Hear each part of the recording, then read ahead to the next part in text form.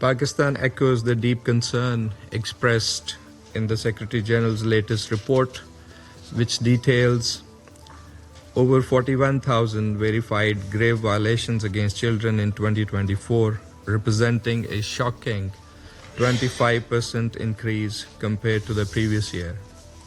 In recent years, the world has witnessed an unprecedented and brutal surge in violence against children in armed conflicts, leaving countless young lives maimed, starved, burned, frozen to death, or weakened by severe malnutrition. This crisis is being felt with harrowing intensity in some parts of the world, embroiled in devastating armed conflicts. Most regrettably, children continue to bear the unimaginable cost of war. In occupied Palestinian territories, both in Gaza and the West Bank, countless children have been killed or scarred for life. In the Democratic Republic of the Congo, Somalia, Nigeria, and Haiti, grave violations have come to the fore. In Sudan, Yemen, Syria, and Afghanistan, protracted conflicts have robbed generations of their childhood. The Security Council has the solemn responsibility to address this disturbing state of affairs, to ensure the protection of children and prevent their suffering, and ensure accountability of the perpetrators without any discrimination or political considerations. Madam President, children living under foreign occupation are particularly vulnerable to human rights abuses and violence.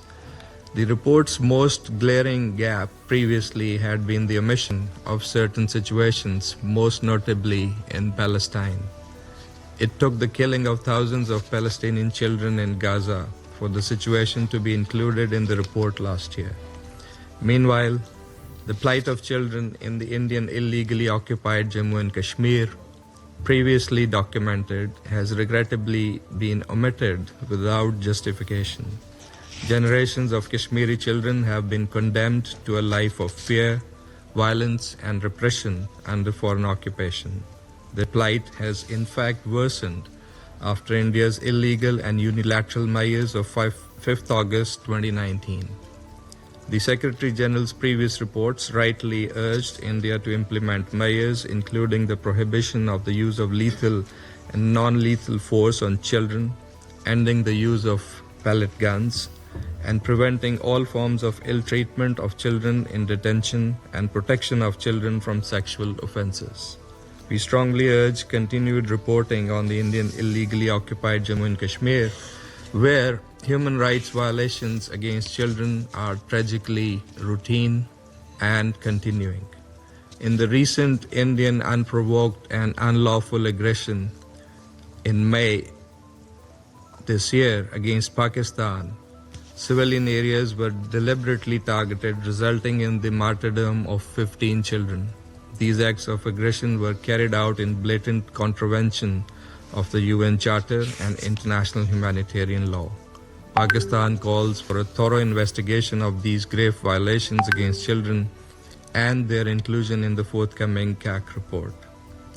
Madam President, we reaffirm our strong support for the SRSG's mandate, which must remain firmly focused on actual situations where grave violations and atrocities occur with impunity.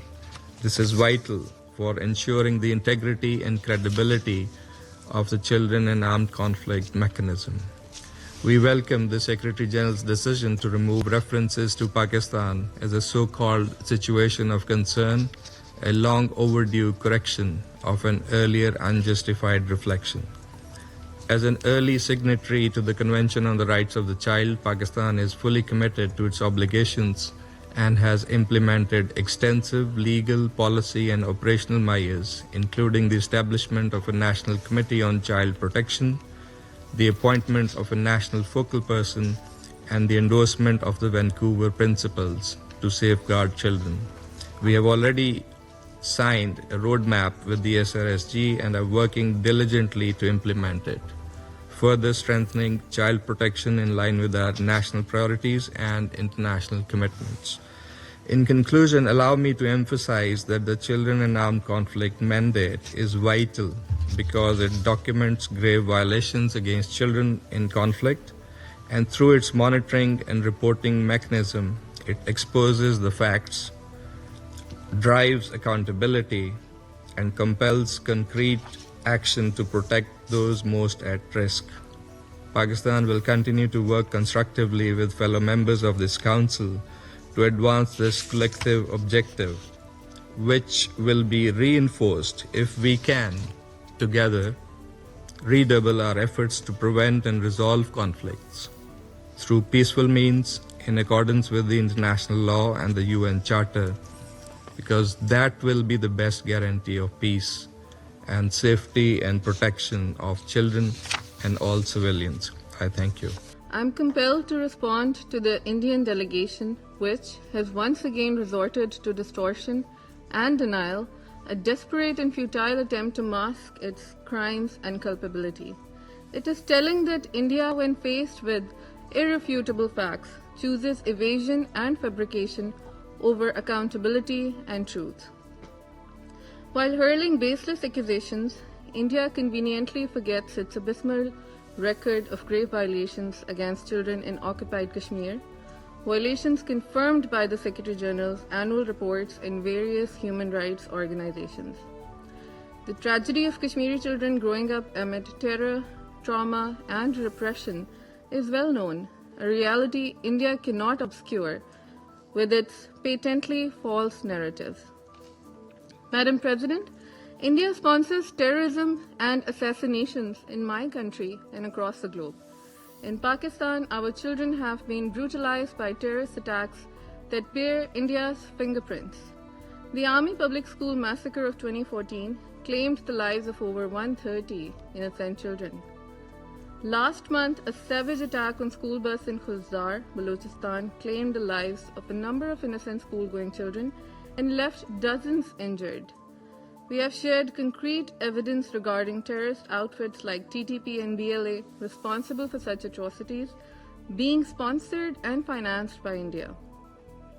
Also, last month, during India's illegal and reckless aggression of 6-7 May 2025, Pakistani civilian areas were deliberately targeted, martyring 15 children, a blatant breach of the UN Charter and international humanitarian law.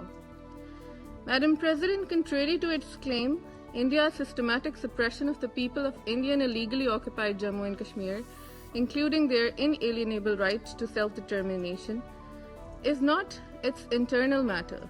Jammu and Kashmir never was nor is a so-called integral part of India. It is an internationally recognized disputed territory under India's forcible occupation. UN documents, including maps and several resolutions of the Security Council on Jammu and Kashmir that India continues to defy, attest to this reality. Madam President, we call upon India to end its state-sponsored terrorism, cease its oppression of Kashmiris and persecution of minorities, comply with its obligations under international law, the UN Charter and bilateral treaties, and engage in a meaningful dialogue for the peaceful resolution of Jammu and Kashmir dispute, in accordance with the relevant resolutions of the Security Council and the wishes of Kashmiri people. I thank you, Madam President.